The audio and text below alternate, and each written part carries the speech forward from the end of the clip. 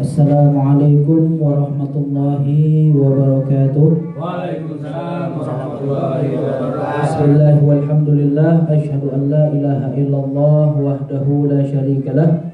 Wa asyhadu anna sayyidana Muhammadan abduhu wa rasuluhu la nabiyya ba'dah. Allahumma shalli wa sallim wa barik wa karrim wa majid wa 'azzim ala sayyidina Muhammadin al-fatih lima ughliq wal khatim lima sabaq nasiril haqqi bil haqq wal hadi ila siratal mustaqim wa ala alihi wa sahbihi haqqa qadrihi miqdarihil azim amma ba'd. Faqala rabbi shrah li sadri wa yassir li amri wahlul 'uqdatam min lisani yafqahu qawli wa saddid lisani wahdi qalbi bihaqqi Muhammadin sallallahu alaihi wasallam amma ba'd. Sama-sama kita hormati dan muliakan guru kita, orang tua kita, Al-Mursyid Al-Habib Rais Rijali bin Hashim bin Tahir, yang kita doakan semoga beliau dan keluarga besar beliau, semoga Allah karuniai rahmatnya, Allah karuniai kesehatan, Allah mudahkan segala urusannya, panjang umur dalam keadaan baik, sehat walafiat. Juga yang saya hormati, saya muliakan seluruh jamaah taklim Majlis Al-Abrar, yang semoga kita semua mendapatkan rahmat dari Allah Subhanahu wa taala. Alhamdulillah, pada malam hari ini kita bertemu lagi dalam majlis rutin malam Senin, kajian kitab Tafsir Jalalain. Malam Senin Tafsir Jalalain. Sajak tuh. Malam Senin Tafsir Jalalain. Kesempatan kali ini kita sampai pada surat Al-Bayyinah. Sudah dibahas kemarin sedikit tentang di mana turunnya surat Al-Bayyinah. Mungkin kita ulangi lagi dengan singkat beberapa poin, yaitu yang pertama, surat Al-Bayyinah ini punya beberapa nama. Ada yang mengatakan surat ini bernama surat Al-Bayyinah. Ada lagi yang mengatakan bahwa surat ini juga memiliki nama kedua yang bernama Al-Qayyimah, karena salah satu ayatnya berbicara tentang Al-Qayyimah. Dzalikad dinul qayyimah. Salah satu ayatnya. Kemudian juga diriwayatkan dalam sebuah hadis bahwa Rasulullah SAW pernah mengatakan bahwa Allah memerintahkan saya untuk membaca surat Lam Yakunil Ladzina Kafaru. Jadi ada tiga nama. Yang pertama Al-Bayyinah, yang kedua Al-Qayyimah, yang ketiga Rasulullah sendiri yang menyebutkan, yaitu Lam Yakunil. Nama suratnya Lam Yakunil. Surat ini turun di kota Madinah. Ada perbedaan pendapat antara para ulama. Ada yang bilang turun di kota Mekah, namun pendapat terkuat bahwa surat ini turun di kota Madinah. Kenapa bisa pendapat terkuat surat ini turun di kota Madinah? Karena ada indikatornya. Indikatornya surat ini bercerita tentang ahlul kitab. Lam yakunil ladzina kafaru min ahlil kitab. Bercerita tentang ahlul kitab. Ahlul kitab ini orang-orang Yahudi, orang-orang Nasrani. Sedangkan Rasulullah mulai benar-benar berinteraksi dengan orang Yahudi dan Nasrani ketika beliau sudah pindah ke Madinah. Ketika beliau masih di Mekah, interaksinya, perlawanannya cuma dari orang-orang Quraisy, yang mereka bukan orang Yahudi, mereka bukan orang Nasrani. Orang-orang Quraisy ini penyembah berhala, musyrikin penyembah berhala. Baru bertemu orang Yahudi dan Nasrani, banyak interaksi dengan mereka itu ketika sudah pindah ke kota Madinah. Kalau surat ini menceritakan tentang ahlul kitab, berarti surat ini turun di kota Madinah ketika Rasulullah sudah banyak berinteraksi dengan mereka. Kemudian juga saya sampaikan pada kesempatan kemarin, seorang ulama, Al-Imam Ar-Razi. Imam Ar-Razi, beliau pernah mengatakan, mungkin pakai itu aja.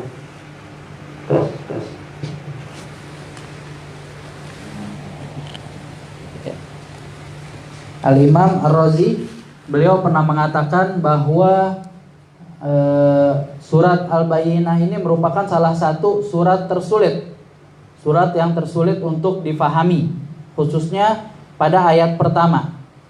Kenapa bisa menjadi surat yang sulit difahami? Karena di situ ada kata munfakin. Munfakin diambil dari kata infaka dalam bahasa Arab. Nah, infaka ini punya setidak-tidaknya beberapa makna, banyak. Cuman kita kutip dua makna di sini. Makna pertama dari kata infaka itu adalah terlepas setelah sebelumnya itu begitu erat, begitu kuat, kemudian terlepas. Itu namanya infaka. Ada orang berhubungan dengan orang lain, sahabat rapat, sahabat kuat, sangat erat sekali, sampai kayak perangko, nempel kemana-mana. Ada fulan, pasti ada fulan temennya. Berdua terus. Kemudian tiba-tiba ada masalah, terpisah di antara keduanya. Nah, ini dalam bahasa Arab disebut dengan infaka.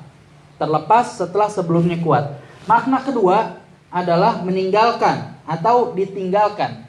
Nah, itu makna dari kata infaka. Nah, kemudian kita masuk dalam penafsirannya. Allah Subhanahu wa taala berfirman, "Lam yakunil ladina kafaru min ahlil kitabi wal musyrikina munfakina hatta ta'tiyahumul bayyinah."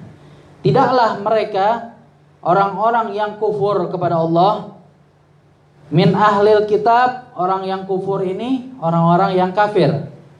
Allah mengatakan orang-orang yang kafir. Ini lagi viral nih. Kata kafir ini lagi viral sekarang. Memang itu sebutan sedikit belok. Kata kafir itu sebutan untuk orang yang tidak memeluk Islam. Sebagaimana di dalam agama-agama lain mereka juga punya sebutan tersendiri tentang orang-orang yang tidak memeluk agama mereka. Nah, dalam agama Islam sebutan untuk orang yang tidak memeluk Islam itu disebut dengan kafir. Kafir di dalam kamus Lisanul Arab dikatakan makna daripada kalimat kafir ini adalah tertutup, inghatta, tertutup makna dari kafir. Makanya dalam bahasa Inggris kalau penutup buku itu disebut cover. Disebut cover karena dia menutupi buku. Dalam kitab Lisanul Arab dikatakan makna dari kafir itu inghatta atau tertutup. Artinya apa? Dia menutup semua kebenaran Islam dari dirinya. Dia tidak mau melihat kebenaran Islam, tidak mau memeluk Islam, maka dari itu dia tertutup, disebut dengan kata kafir. Disebut dengan kata kafir. Betapapun seandainya ada orang yang mengatakan kalimat ini adalah kalimat yang kasar, kalimat ini kalimat yang tidak enak didengar dan lain-lain. Betapapun seandainya ada orang yang dengan interaksi dia sama temennya yang lain agama, dia nggak mau pakai kata kafir, itu nggak ada masalah. Yang jadi masalah ketika perkara ini dibesar-besarkan, di blow up sampai jadi bashul masail, dibahas kemudian keluar keputusan tidak boleh memanggil dengan kafir. Nah, itu yang jadi masalah. Dengan kata tidak boleh. Kenapa nggak boleh? Al-Quran sendiri pakai panggilan itu. Kalau kamu nggak mau manggil dengan kata kafir, jangan panggil dengan kata kafir. Tapi nggak perlu melarang sampai bashul masail, sampai keluarin keputusan, itu yang jadi masalah. Sebenarnya ini bukan masalah tapi dijadikan masalah. Karena tahun ini tahun masalah memang. Ini Allah mengatakan lam yakunil ladina kafaru min ahlil kitab. Tidaklah orang-orang yang kafir itu dari kelompok ahlul kitab. Ahlul kitab ini ada dua, Yahudi dan Nasrani. Wal musyrikin. Nah, musyrikin ini masuk yang lain-lain yang bukan ahlul kitab, yang nyembah berhala, yang nyembah api, yang nyembah puun, yang nyembah macam-macam. Nah, itu nyembah motor kalau emang ada. Nah, nyembahnya masuknya ke dalam musyrikin. Tidaklah orang-orang yang kafir itu munfakin. Munfakin, mereka meninggalkan. Mereka meninggalkan. Hatta ta'tiyahumul bayyinah, meninggalkan apa yang mereka percayai. Mereka tidak mau tinggalkan itu sampai datang penjelasan kepada mereka, baru mereka tinggalkan keyakinan yang mereka percayai. Nah, ini penafsiran yang pertama, bahwa apa maksudnya orang-orang kafir itu mereka nggak mau tinggalin apa mereka yakinin. Sampai datang penjelasan, ternyata baru mereka tinggalin. Orang yang ada, orang yang jauh ketika dapat penjelasan malah mendekat. Nah, ini berbeda. Orang yang sudah dekat dapat penjelasan bukan makin dekat malah menjauh. Nah, itu yang terjadi. Apa maksudnya? Maksudnya adalah dulu pada zaman dahulu sebelum Rasulullah diutus oleh Allah Subhanahu wa taala, ini orang-orang ahlul kitab, orang Yahudi dan Nasrani, mereka sudah menemukan sifat-sifatnya Nabi Muhammad di kitab-kitab mereka. Mereka tahu betul, mereka yakin betul bahwa nanti akhir zaman akan keluar seorang nabi akhir zaman. Yang mana dengan keyakinan di kitabnya mereka percaya nanti ini kalau ini nabi keluar kita bakal beriman semuanya sama dia. Nah, ketika itu dikatakan orang-orang Yahudi dan Nasrani yang tinggal di sekitar kota Madinah, mereka sering berperang dengan orang Arab, dengan orang penduduk Madinah asli. Berperang urusan apa? Urusan bisnis, urusan perdagangan. Sering berperang, sering berantem. Kadang-kadang yang Yahudi kalah, kadang-kadang menang. Kadang-kadang yang muslim yang orang asli Arab kalah, kadang-kadang menang. Kemudian dalam keadaan kalah, si Yahudi dan Nasrani ini selalu bilang sama orang-orang Arab, kami ini punya kitab. Dulu Nabi Musa dapat kitab, dulu Nabi Isa dapat kitab. Di kitab Nabi kami, nanti akhir zaman ada satu orang Nabi lagi. Kalau itu Nabi keluar, kami ini bakal beriman sama mereka. Dan kalau kami sudah beriman dengan mereka, kalian gak mungkin bisa menang lagi. Karena di kelompok kita punya Nabi, punya backingan seorang Nabi. Kalian orang-orang Arab gak bakal bisa menang lagi. Nah, mereka yakin, punya keyakinan di situ. Tapi ternyata setelah ja'ahumul bayyinah, datang kepada mereka penjelasan. Apa penjelasannya? Rasulullah SAW. Rasulullah diutus. Mereka yang tadinya yakin, ketika melihat ternyata Nabi akhir zaman bukan dari kelompoknya, malah dari kelompok Arab, mereka lepaskan itu setelah sebelumnya mereka erat. Sebelumnya mereka yakin, disebut-sebut nama Nabi, dipakai buat tawasul dalam peperangan mereka. Ketika datang Nabinya, penjelasannya, mereka lepas itu semua. Munfakina hatta ta'tiyahumul bayyinah. Mereka pergi jauh setelah sebelumnya terikat dengan erat. Ketika datang penjelasan, apa penjelasannya? Nabi Muhammad SAW. Itu penafsiran pertama. Kalau kita ambil penafsiran bahwa infaka itu erat sebelumnya, kemudian ditinggalkan.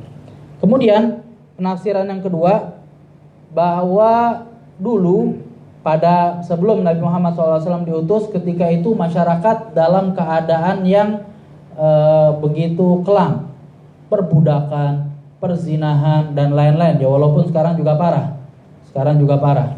Zaman dulu orang mabuk-mabukan, minuman keras, nggak ada yang sampai mati. Zaman sekarang orang mabuk-mabukan, kurang keras, dioplos lagi, sampai ada yang mati beramai-ramai, mati berjamaah. Itu. Zaman dulu, zaman jahiliyah nggak ada orang mati berjamaah gara-gara minuman keras. Zaman sekarang ada. Zaman dulu, kalau orang berzina, punya anak, ya hidup anaknya. Zaman sekarang, nanti kalau anaknya perempuan baru dikubur hidup-hidup. Zaman sekarang mau perempuan mau laki, kalau hamil luar nikah bukan lagi dikubur, dibuang di tempat sampah.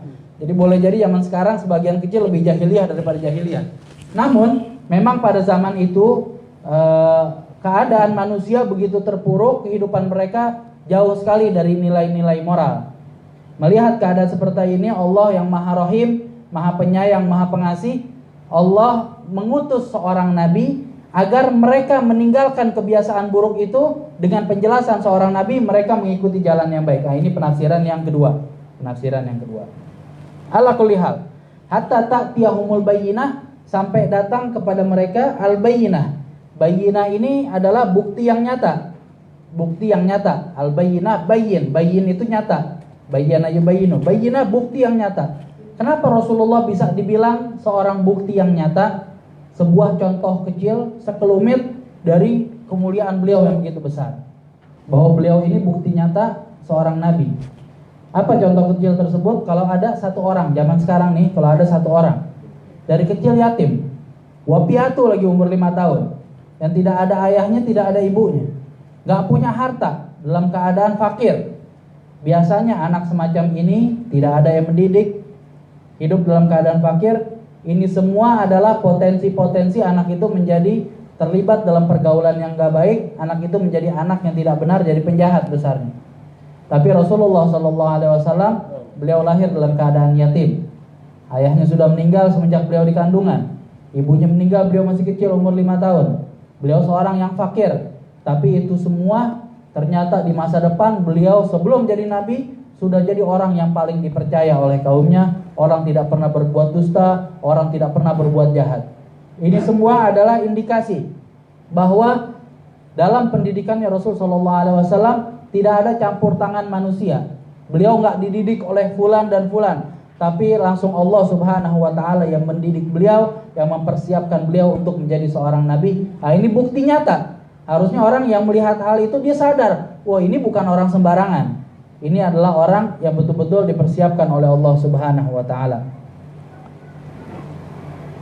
Hatta ta'tiyahumul bayyinah, sampai datang kepada mereka al-bayyinah, penjelasan, yaitu Rasul sallallahu alaihi wasallam. Rasulun min indillah. Al-bayyinah ini, penjelasan ini adalah di ayat kedua dikatakan Rasulun minallah. Rasul utusan dari Allah Subhanahu wa Ta'ala. Yatlu suhufan mutahharah, yang membacakan kepada umat manusia, umat Islam ketika itu suhufan. Suhuf itu artinya lembaran-lembaran, mutahharah yang suci. Toharah ini punya beberapa makna. Terkadang bisa diartikan suci, bisa diartikan bersih, bisa diartikan indah, benar, baik. Suhufan mutahharah, lembaran-lembaran yang indah, lembaran-lembaran yang benar, lembaran-lembaran yang baik. Nah, ini diartikan bahwa yang dimaksud dengan suhufan mutahharah ini adalah Al-Quran. Al-Quran itu indah. Indah dari susunan katanya. Karena Al-Quran melampaui sastra, di atas segala sastra. Bahkan para penyair ketika itu gemetar tubuh mereka ketika mendengar ayat-ayat Al-Quran dibacakan. Begitu tinggi nilai-nilai sastra yang ada di dalam Al-Quran. Sampai-sampai orang yang kafir pun, orang yang tidak memeluk Islam, kufur kepada Nabi Muhammad pun, mereka pada malam hari diam-diam datang ke jendela rumahnya Nabi Muhammad. Untuk apa? Untuk mendengarkan ayat-ayat Al-Quran dibaca. Mereka nggak percaya itu firman Allah, tapi mereka menikmati sastra yang begitu tinggi daripada ayat-ayat Al-Quran. Indah, suhufan mutahharah. Mutahharah bisa diartikan indah karena memang Al-Quran itu indah ayat-ayatnya. Bisa diartikan benar.